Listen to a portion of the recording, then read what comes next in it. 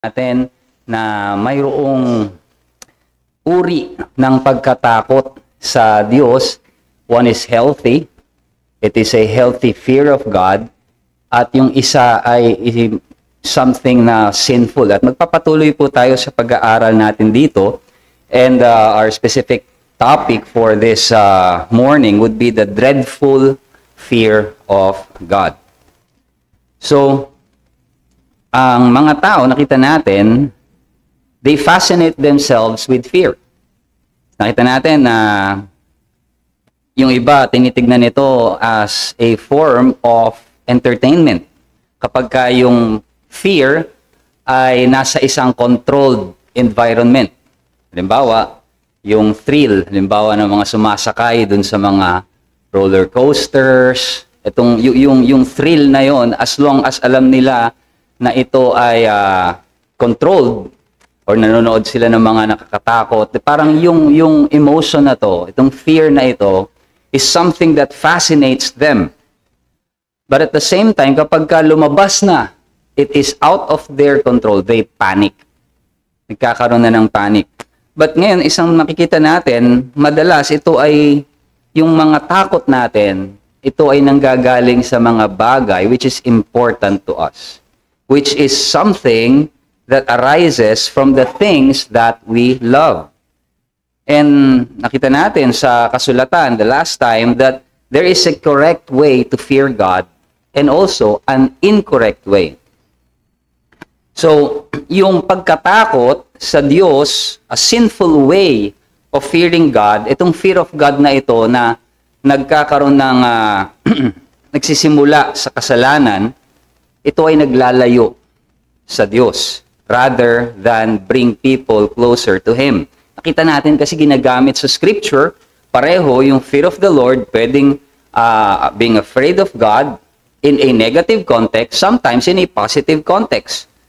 Kaya itong aralin po natin ngayong umagang ito, we are going to seek to explain kung paano ang sinful and wrong understanding of the fear of God ay nagsisimula sa misunderstanding ng kanilang pagkakilala sa Diyos.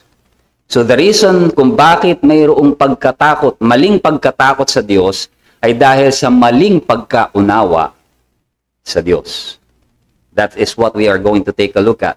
So, ano yung mga learning goals natin? Titignan natin. Una, in this lesson, we will try to explain kung paanong ang pagkatakot, fear, arise from the things we love.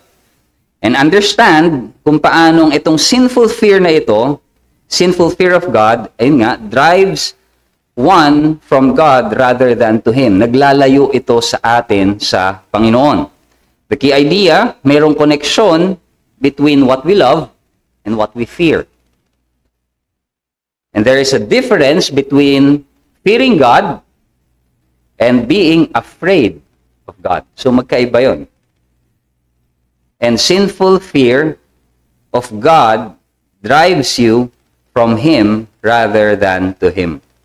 So, tignan po natin ang isang talata to start off. Sabi sa 1 John 4:17-19, "By this is love perfected with us, so that we may have confidence for the day of judgment. There is no fear in love, but perfect love casts out fear. For fear has to do with punishment, and whoever fears has not been perfected in love. We love because God first loved us." So dito makikita natin the kind of fear, sinasabi dito ni Apostle John, na yung mga nakay Kristo na should not be afraid of God. Kasi ipinadala na ng Diyos ang Panginoong Jesucristo bilang ating tagapagligtas. And Jesus was judged in our place, so meron tayong confidence sa araw ng paghahatol. That is something na yung judgment day ay hindi isang bagay na dapat nating katakutan. And this whole context, pag binasa natin yung kabuuan, mapapatunayan na ang Diyos ay umibig sa atin sapagkat ipinahayag niya yung pag-ibig na yon sa pagpapadala ng Panginoong Jesucristo para sa atin. So kumbaga parang may demonstration na ng pag-ibig na ito ng Diyos. It is in Christ Jesus. And in Christ, at doon sa kanyang ginawa, ay meron ng demonstration that God loves us. Christ is our Savior, and because of that, wala na tayong dapat ikatakot. And so, itong passage na ito, hindi nito kinokontradict yung ilang mga talata na sinasabi rin sa atin, fear the Lord.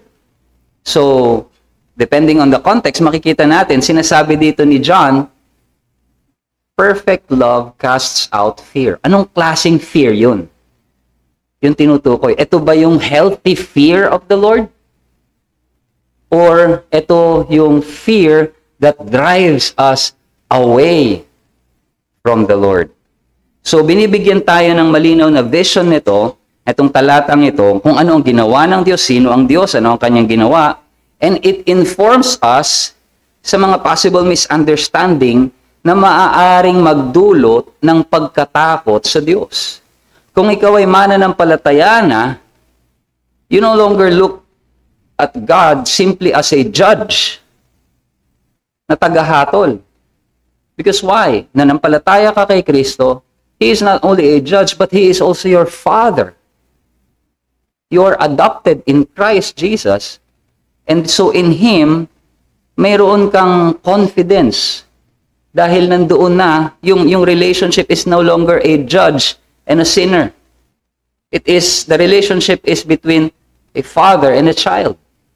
So may nabago. And ito yung ipinapakita ni John dito to cast out yung mga misunderstanding na maaaring magkaroon ng isang mananampalataya sa Diyos.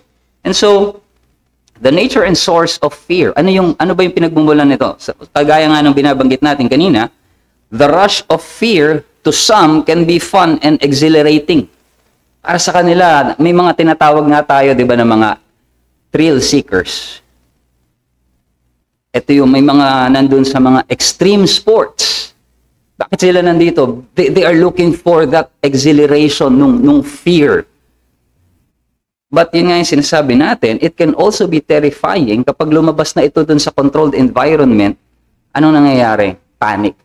There's panic, and sometimes itong fear na ito can paralyze us. Fear paralyzes us.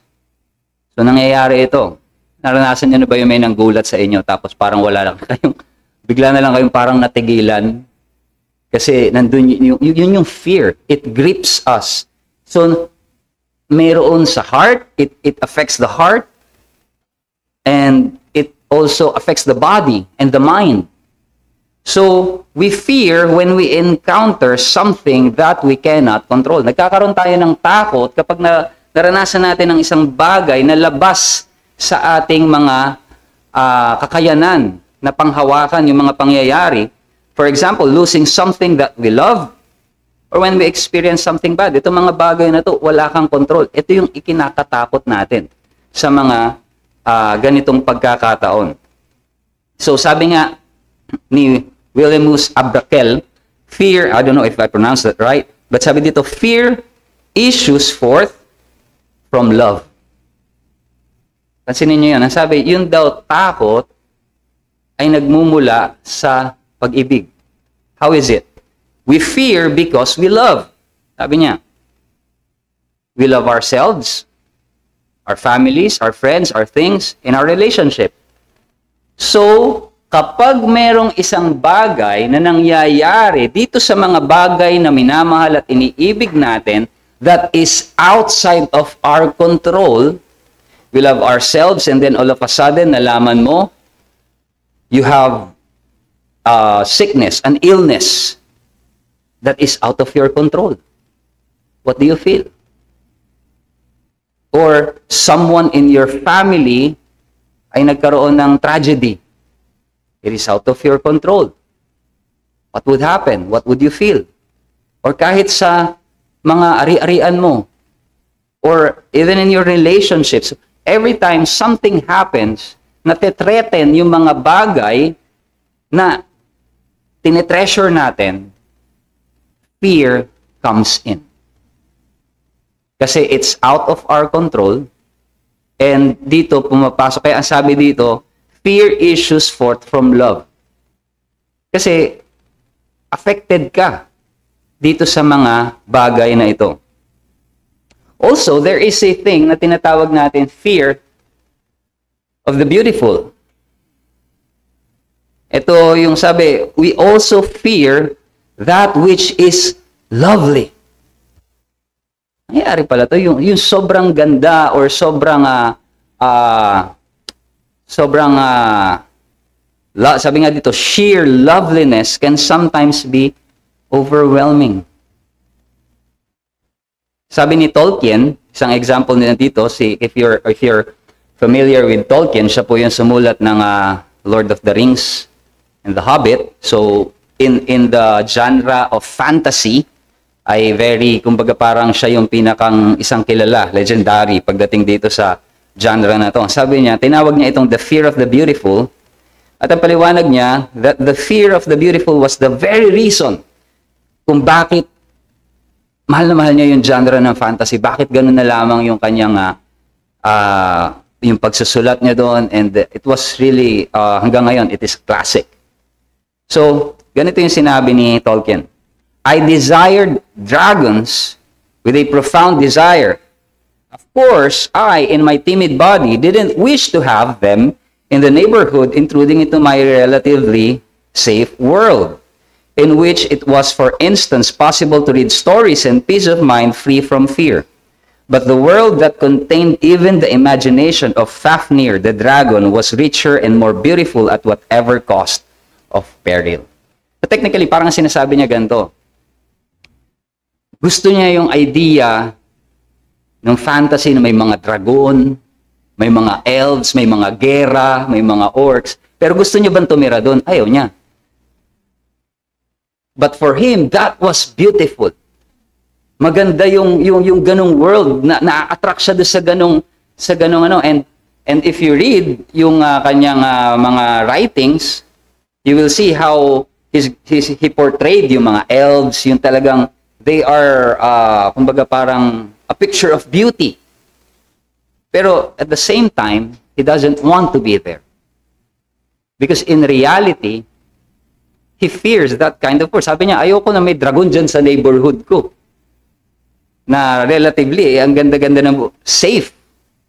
But at the same time, that kind of beauty ay nagbibigay din sa kanya ng takot. So ito yung sinasabi na the fear of beautiful. At times, si Michael Reeves, ang isang ibinigay niyang example ay isa sa isang lalaki that is very captivated to someone na kanyang nililigawan or kanyang papakasalan, but the sheer beauty, sometimes he averts his eyes, he cannot look simply to that beauty. Nakikita natin yan sa mga bata, kapag mga may crush, ayaw nilang lapitan yung mga bata or someone na, kasi, there is something that is fearful and something beautiful. Kaya, hindi natin nare-realize that we actually fear that which is rich, good, and beautiful. Sometimes, even success can be daunting kapag nakita na natin yung prospect nung sa success na yon, yung greatness, yung responsibility that comes with it. Kahit it is a good thing, kahit may opportunity na dumating sa'yo na something that will push you forward for you to be successful, pag nakita mo na yung kalakihan nito, pag nakita mo na yung mga opportunities na kasama nito, even the responsibilities that comes with it, pwede kang magkaroon ng fear. Kaya ko ba to? Is this something that I want to do? So, kahit pala itong mga bagay na to can be fearful for us. But regardless, makikita natin whether we are fascinated or repelled by our fears, makikita natin nagmumula ito sa mga bagay na iniibig, minamahal natin. Nakikita natin, it excites the body, even physically, nagmamanifest ito, and it also fixates the mind. So, let us understand different kinds of fear.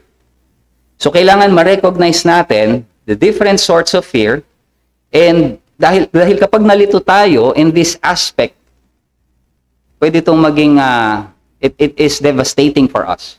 Akala natin may takot tayo sa Diyos. Yung pala, yung takot na meron tayo sa Diyos is a fear of punishment that pushes us away. So, minsan may mga Kristiyano na dahil tinitignan nila yung karamihan ng mga ibang mga churches at nakikita nila na parang wala nang reverence. There is no awe of God sa mga churches today. Parang sa kanila, we need to make people afraid of God. So, kailangan nilang ibalik. So, sabi nga nung last lesson, parang kailangan bigyan diin yung wrath of God. Well, of course. Pero, kailangan natin itong ibalanse, tignan ng mabuti kung ito nga ba yung ugat ng problema. Let us take a look at what the scripture says. Pansinin natin tong sa Exodus 20:18-20. Ang sabi dyan, now, ito yung bayan ng Israel, nandun sila sa paanan ng Mount Sinai. Kakatagpuin sila ng Diyos, and there is fire, there is lightning, there is smoke dun sa tuktok ng Sinai. Can you imagine the scene? Ganun yung nakikita nila. At sabi dito, when all the people saw the thunder and the flashes of lightning and the sound of trumpet and the mountain smoking, the people were afraid and trembled. And they stood far off and said to Moses, "You speak to us. Ikaw na lang makipag-usap sa amin. We will listen. But do not let God speak to us lest we die." Pansinin niyo yung klase ng takot na to. Ayaw namin kausapin ng Diyos. It pushes them away from God. Ano sabi ni Moses? Do not fear. Pero pansinin niyo do not fear, for God has come to test you. Pero may sinabi rin si Moses, that the fear of Him may be before you, that you may not sin. Have you noticed that? Sa Hebrew, yung ginamit niyang fear dito, pareho Yung do not fear, and then that the fear of Him may be before you. It's like saying na, huwag kayong matakot kayo. So, makikita natin dito, Moses is talking about two different kinds of fear. Two different kinds. Do not fear. The kind of fear that pushes you away from God, that the fear of Him may be before you, the kind of fear that brings you closer to God. Kasi anong effect? That you may not sin. So, Moses is talking about two kinds of fear. Tingnan natin, different kinds of fear. Siguro mapapansin nyo, pag tagtanong kayo, saan nyo nakuha tong picture na to? Nakuha ko lang po yan sa internet. Ano pa napapansin nyo sa picture na to? Gusto ko tignan nyo yung dalawang halaman. Itong isang to, and this one.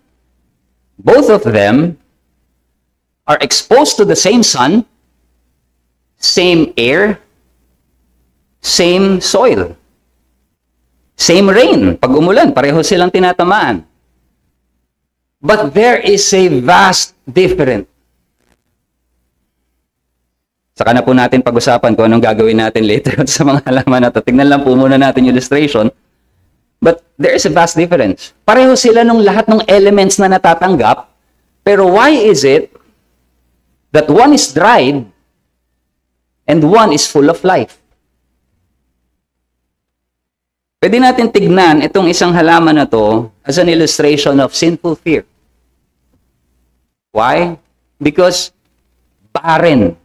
Exposed siya sa nakita niya ang Diyos, but there is no repentance, there is no faith, there is no life. That kind of fear withers the soul. It withers the soul. Tinutuyo nito ang kaluluwa. But the kind of fear na nakikita yung kaluwalhatian ng Diyos, responds in worship, in awe, wonder, it brings forth life. So, pwedeng ang isang tao, dalawang tao, nakikita nila yung parehong karakter o Diyos, but the effect is different.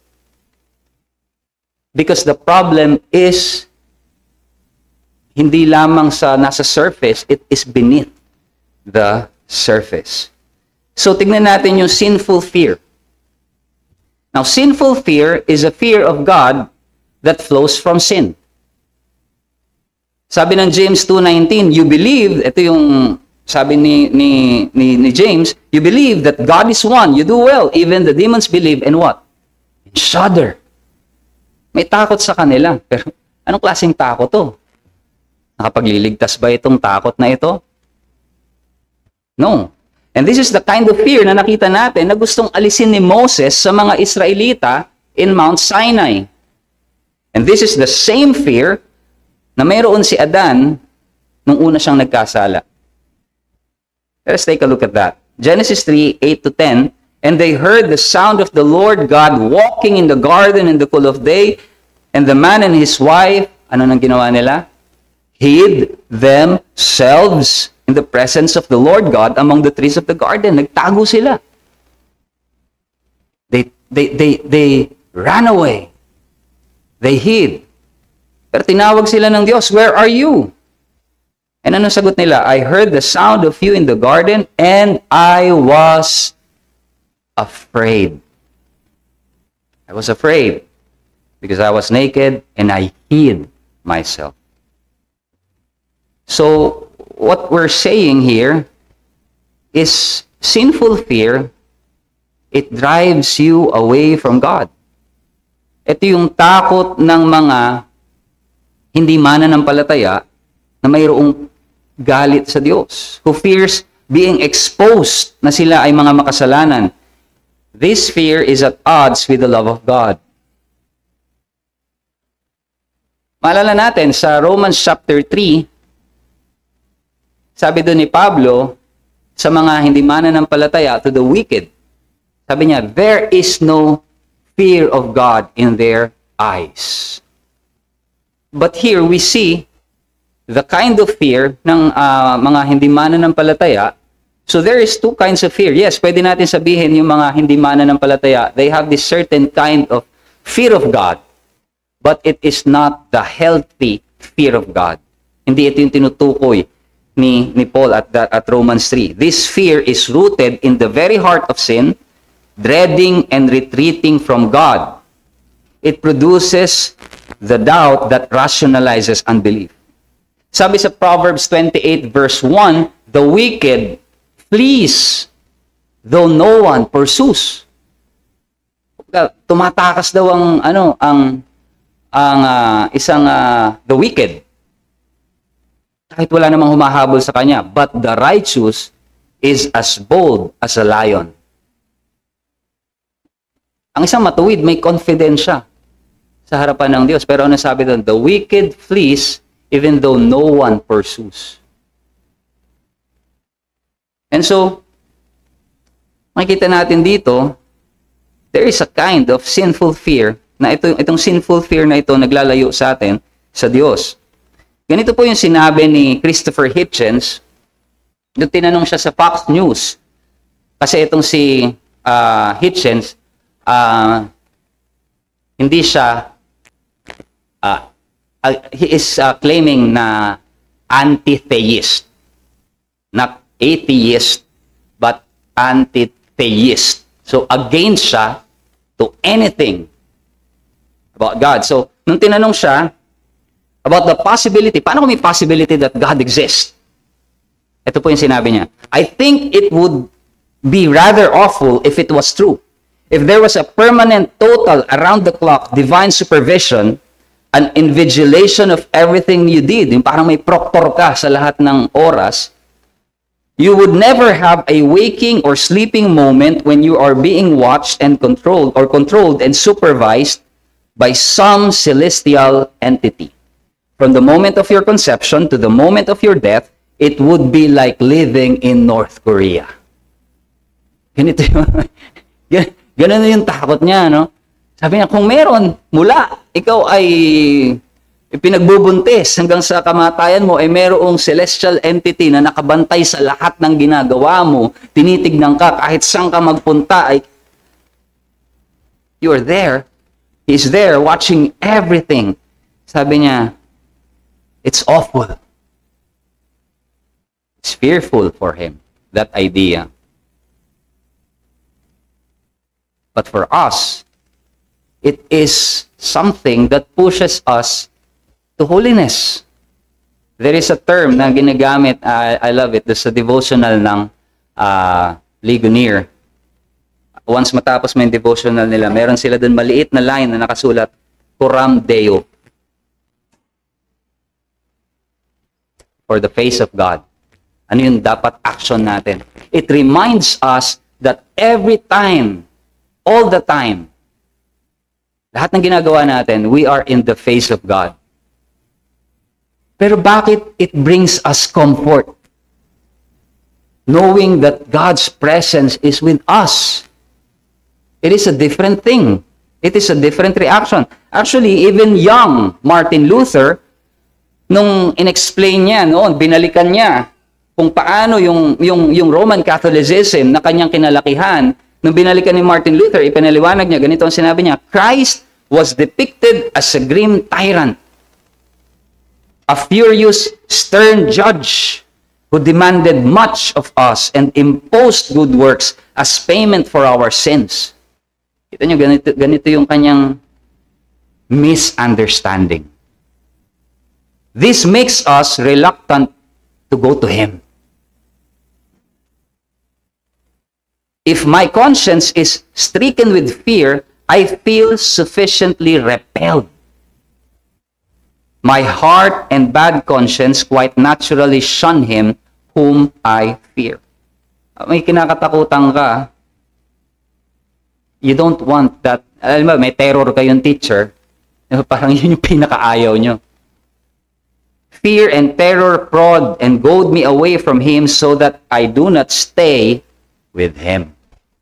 It was only later on, nung siya ay naligtas, nakita niya yung katotohanan ng justification by faith and how Christ was a kind Savior na nasabi niya, He will not be a terror to me, but a comfort. There was a change nung nagkaroon ng proper understanding who God is, who Christ is.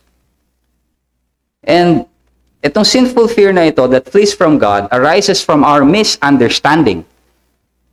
Dito sa parable of the 10 minas, if you remember that, in Luke 19, 20, 21, yung isa binigyan ng 10, yung isa 5, they invested, they worked, and then dahil nagkaroon ng profit, ang sabi ng master, here's another 10, here's another 5 for you. Pero pagdating doon sa pangatlong servant, ano sabi nung last servant? And another came, saying, Lord, here is your mina, which I kept laid away in a handkerchief. Bakit? Sabi niya, for I was afraid of you, because you are a severe man. You take what you did not sow, or did not deposit, and reap what you did not sow. There was a misunderstanding. Hindi niya nakita yung kindness ng master niya. Look how he rewarded the first two. This master is very kind. Pero for this servant, his master was severe. So ano siya? Simply afraid. That fear is out of his misunderstanding sa kanyang master. So this is the kind of blindness na siyang inilalagay din ng kaaway sa atin, that the enemy loves to inflict on us. Kagaya ng sa Garden of Eden, the chief labor of Satan is to misrepresent God. Nagbibigay itong fear na ito ng mindset of a reluctant slave. Na yung pagsunod mo is not out of love, but of slavish. Parang kang alipin. Ito na yung pagkatakot ng isang alipin. And in this kind of fear, yung mga tao, they will perform all manner of external duties to appease a God they secretly despise. Isang example nito si Martin Luther. He was a devoted monk.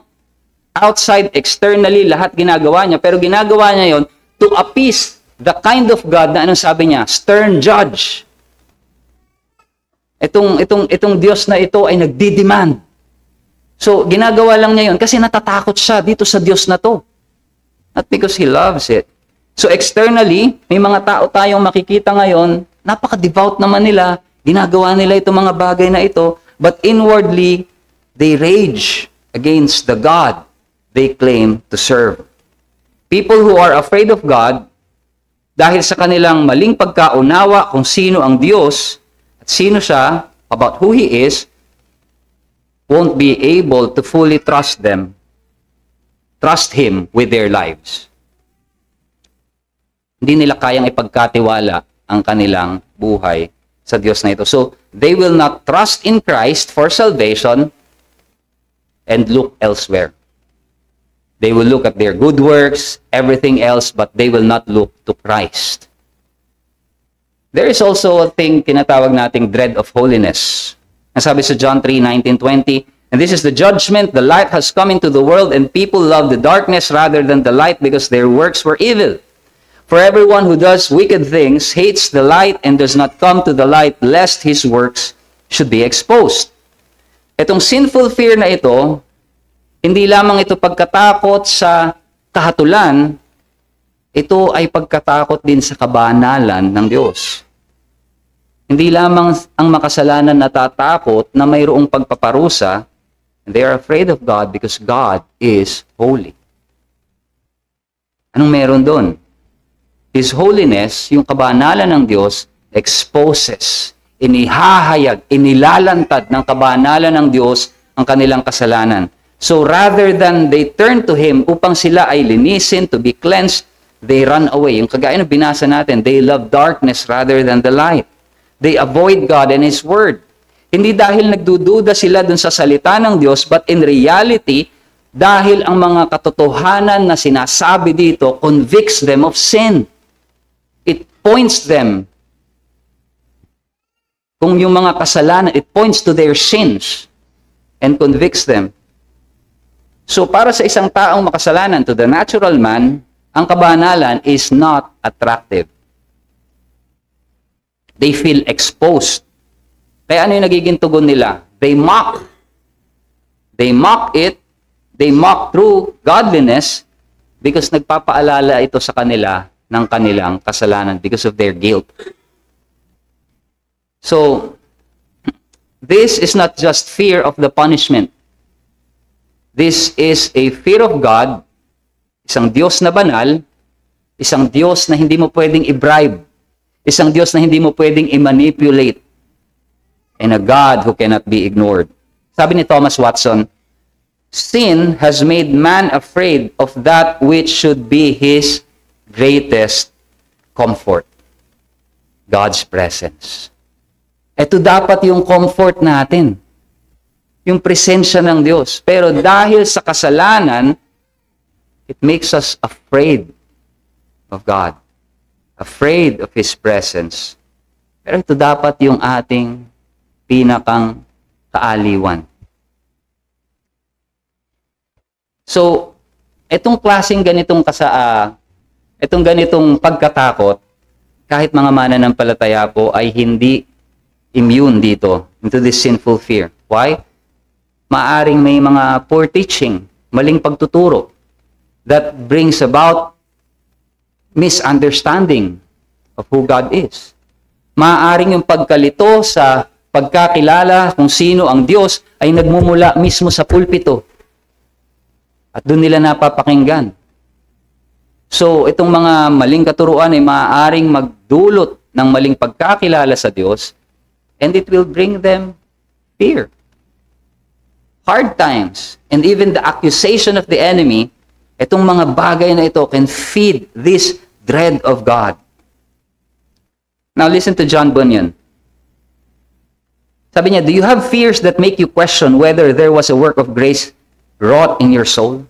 Meron bang pagkatakot sa puso mo na dumarating sa mga pagkakataon iniisip mo, meron ba talagang biyaya na dumalaw sa aking kaluluwa? Do these fears sometimes weaken your heart in prayer? Do these fears you have keep you back, keep you away from laying hold of the promise of salvation by Jesus Christ? Pinipigilan ka ba ng takot na ito na panghawakan ng pangako ng Diyos, pangako ni Kristo? Do you have fears that tend to harden your heart, to make you desperate? Well, poor Christian, look back on your answer. No, tignan mo ngayon yung sagot mo. How much of God do you think is in those fears? It cannot be that these things are true and natural effects of the workings of the Spirit of God. Kaya mo bang sabihin na yung mga takot na nararanasan mo ay resulta ng gawa ng banal na Espiritu sa buhay mo? These are not His doings. Sabi ni John Bunyan, do you not see the very paw of the devil in these fears? Hindi mo nakikita, hindi yan galaw ng banal na Espiritu. Rather, mas nakikita dyan ang kamay ng kaaway. And so, nakita ni Bunyan that the devil's work is to promote a fear of God na nagbibigay ng takot sa tao, takot sa Diyos, in such a way na gusto nilang tumakas sa Diyos. Pero ang gawa ng banal na Espiritu is exactly the opposite. It produces in us a wonderful fear that wins and draw us to God. Inilalapit tayo sa Diyos. That kind of fear. Kagaya na nabasa natin sa Isaiah the last time, ang sabi doon, the fear of God is Zion's delight. So, as an application for us, brothers and sisters, let us examine our fear of God. Para malaman natin, ito ba ay naglalapit sa atin sa Diyos or it drives us away from God? A true biblical fear of God, ito ay nagdadala sa atin to a reverent intimacy, not anxious distance. Hindi para lalayo ka sa Diyos. So ask yourself, ito bang takot na mayroon ako, itong pagkatakot ko sa Diyos, is pushing me to love God more, to trust God more, or to avoid Him? Kalawa, let us also help others flee from sinful fear by displaying God's goodness. Maaring mayroon tayong mga kakilala, kaibigan, kagaya nga na nakita natin, mga mananampalataya, hindi immune dito. Many reject God because they fear a distorted version of Him. Not the God of the Bible. So kapag nandito yung mga nakakita tayo ng ganitong mga this symptom sa ating mga kapatid, let us speak of God's love. Ipaliwanag natin ang biyaya ng Diyos when they, especially pag nakita natin yung kanilang pagdududa, takot, let us seek, tignan kung saan ang gagaling itong takot na ito, and show how a holy fear of God draws us near to Him.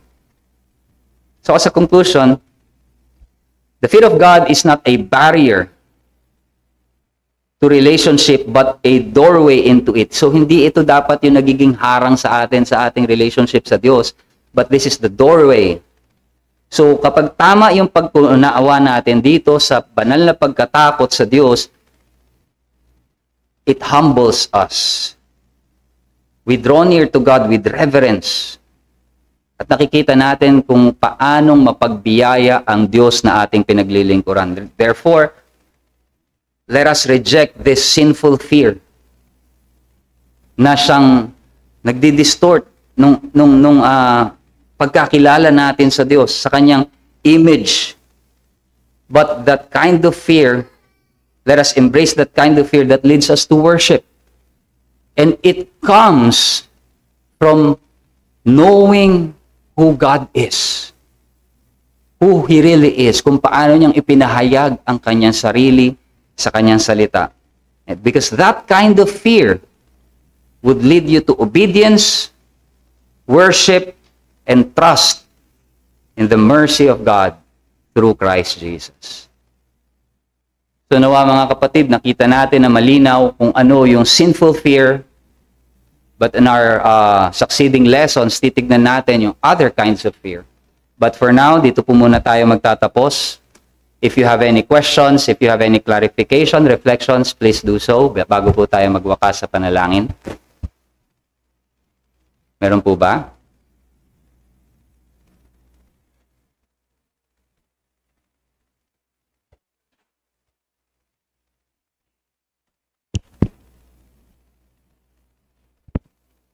Magandang umaga po bro. Thank you po dun sa napagandang pag-aaral po ngayong umaga. Hingin ko lang po sana yung comment niya dun sa ano ba yun?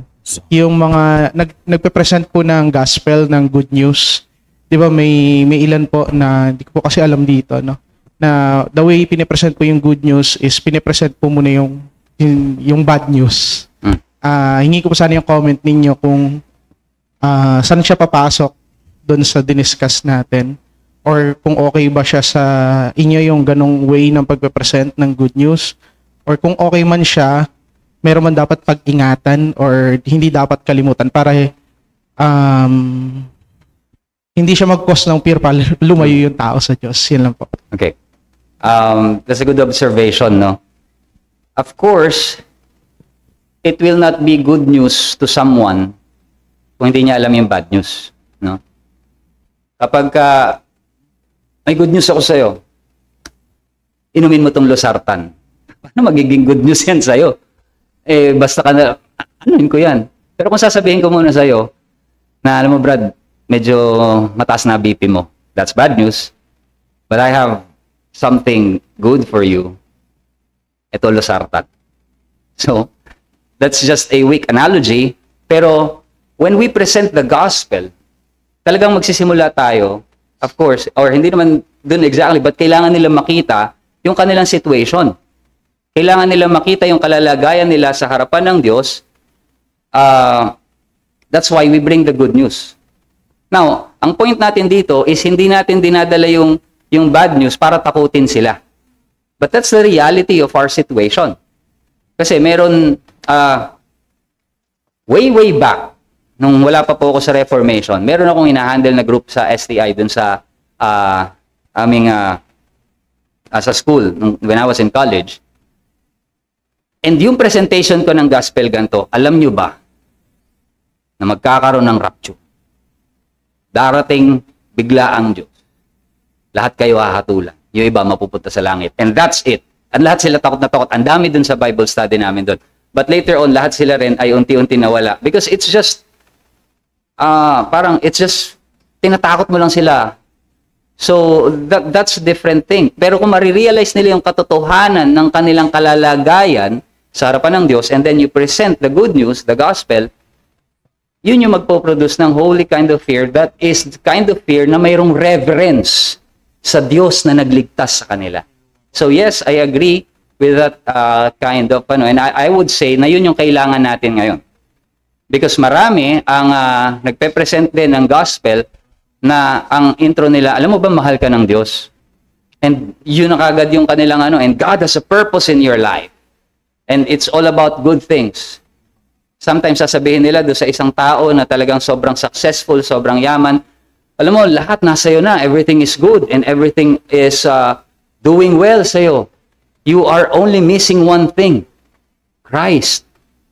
As if para siyang ice cream na, alam mo, okay na yung ice cream, isa na lang ang kulang, cherry. No.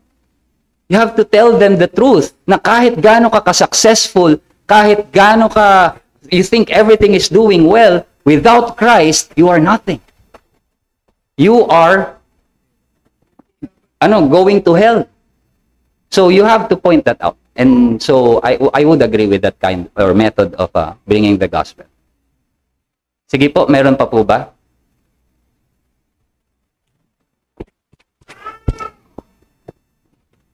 Okay. Dito po, kay Janet. Siguro ay realization. So pagka may mga bata na nagbe-birthday, nagwi-wish tayo na sana lumaki kang may takot sa Diyos. Siguro mas tama na sana lumaki kang may pagkakilala o pananampalataya sa Diyos. Yun lang. So yun nga po, kailangan kasi natin i-clarify anong klaseng takot sa Diyos yung ano. But I think there's nothing wrong naman po doon na makilala nila ang Diyos, magkaroon sila ng takot sa Diyos. But ang iniiwasan po natin nga is that kind of fear that drives us away from God. So I guess may point naman po yung. Sige po, meron pa po ba any last comment, Brother Nest? Salamat brother sa topic. Reflection ko lang. Kasi tayo yung mga nilalang ng Diyos and bilang nilalang tayo yung moral creatures. So, lahat ng moral creatures, tayo, angels, mga moral creatures. And we are in relation to God as our creator. Meron siyang moral law. So, yun ang sinusunod natin, yung moral law. And since tayo ay kagaya ni Adan nagkasala, edi yung violation natin ng moral law ay pananagutan natin sa Diyos. And so since we failed, talagang lalayo tayo dahil meron tayong accountability na hindi natin nagawa as moral beings. So kaya tendency talaga nating lumayo. Ganun. Bilang niligtas ng Panginoon, hindi natin talaga maalis yung tendency to run away.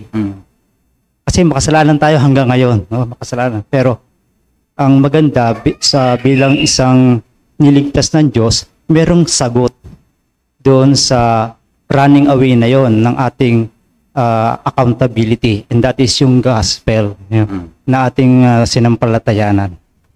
And thank you po doon sa comment na yon, very precise. Salamat po. Sige po, meron pa po ba, Heides?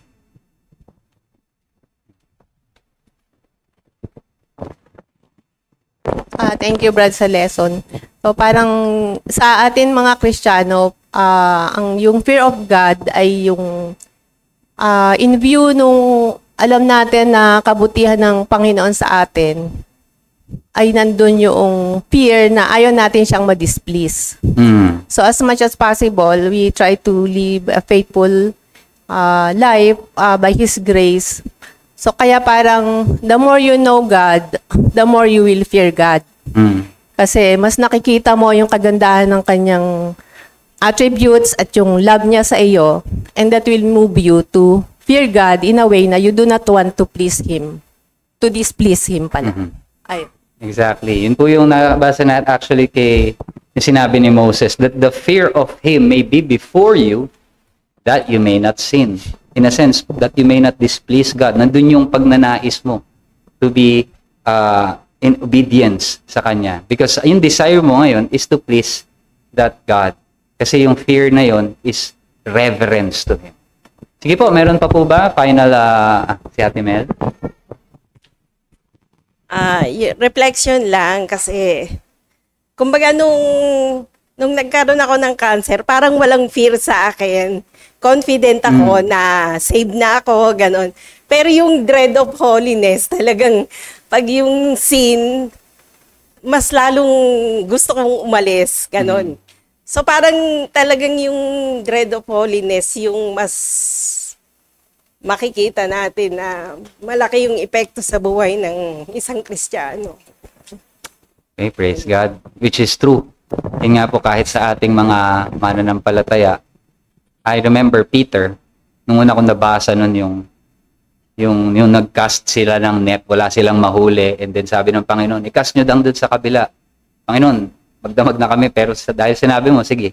And then when he cast, nung nakuha nila yon, and then there was yung napakaraming, he fell down, and sabi niya, parang, stay away from me. I am a sinner, unholy. Nakita niya yung holiness. Nung bata ako, niisip ko nun, ba't ganun? Nakahuli lang nung ng isda. Tapos, ganun yung nakita niya. But, yung reality kasi bigla nung realization ng person of who this person is, yun yung nagbigay sa kanya ng takot. And so, kapag tayo naharap nga doon sa kabanalan ng Diyos, nandun pa rin yung sa atin, kahit mga mananampalataya na tayo, in connection doon sinabi ni Brother Nestor. Pero yun nga, may sagot, yung gospel. Praise God. Okay po. Mekshi lang. Ang pagkatakot sa Diyos, alam natin lahat na simula ng karunungan at patuloy na pagtuklas sa mundong ibabaw. Ilan. Ay, salamat po sa comment na yan. Okay, so, meron pa po ba? Okay? May pahabol, Brad. Kasi yung sundan ko kay Ate Janet na sinasabi kanina. Kasi ang ngayon kasi tayo nasa culture tayo ng yung bang positive at negative at saka yung kasi sa Bible, di ba? Kung sinabi mong nandiyan naman yung sinasabi kanina na yung i-present mo yung bad news. So ngayon kasi ang culture natin naghahalo na yung yung bang ang ibig sabihin ng positive at negative. Ano yan eh? Kumbaga ang gusto ko lang sabihin is sa atin as Christian ay maging faithful tayo na at challenge na mas mag-aral pa para pag pinesent natin yung sabihin yung gospel na nag-uumpisa nga doon in a way doon sa o hindi ba nag-uumpisa kundi hindi maaalis yung sabihin natin yung negative part doon which is yung parang bad news para doon sa tao. Ang bottom line is magre-rely talaga tayo doon sa working ng Panginoon at maging faithful tayo doon sa kung paano yung pinipresent ng mundo kasi kung paano yung pinipresent ng Bible. Kasi one time merong isang preaching sa isang funeral na wala ako doon sa lugar na yun pero may kwento lang na yung mga may kamag-anak kami na nag-comment na ang nag-preach ay parang medyo mayroong kilala natin sa Reform. Ang kanyang comment is ayoko nung turo na yon. Parang yung 'di ba yung ating pinipresenta maliwanag yung kalalagayan ng tao.